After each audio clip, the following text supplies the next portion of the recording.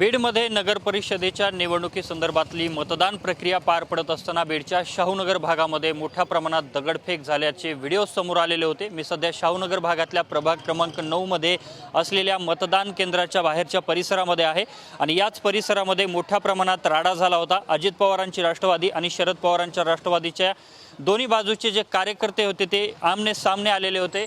या ठिकाणी मोठ्या प्रमाणात दगडविटांनी एकमेकांवरती दगडफेक करण्यात आली, त्याचे देखील व्हिडिओ समोर आलेले आहेत। एवढंच नाही तर या ठिकाणी जे टेबल आणि खुर्च्या ठेवण्यात आलेल्या होत्या त्या टेबल खुर्च्यांनी देखील मोठ्या प्रमाणात मारहाण करण्यात आली। लाकडी दांड्यांनी देखील एकमेकांना मारहाण करत असल्याचं या व्हिडिओमध्ये पाहायला मिळत होतं। या संपूर्ण राड्याच्या नंतर पोलीस देखील दाखल झालेले होते। आमदार विजयसिंह पंडित आणि आमदार संदीप क्षीरसागर यांनी देखील या संपूर्ण घटनेनंतर या ठिकाणी भेट दिली होती। आता सध्या जर आपण या ठिकाणची परिस्थिती पाहिली तर मतदान प्रक्रिया जी आहे ती आता सुरळीत सुरू झालेली आहे।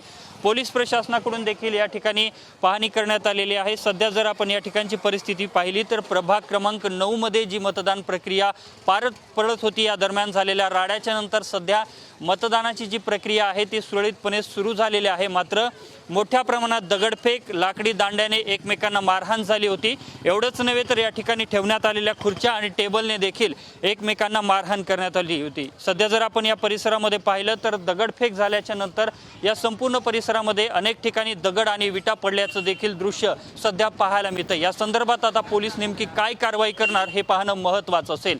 कॅमेरामन हर्षल निकमसह मी अशोक काळकुटे, TV9 मराठी, बीड।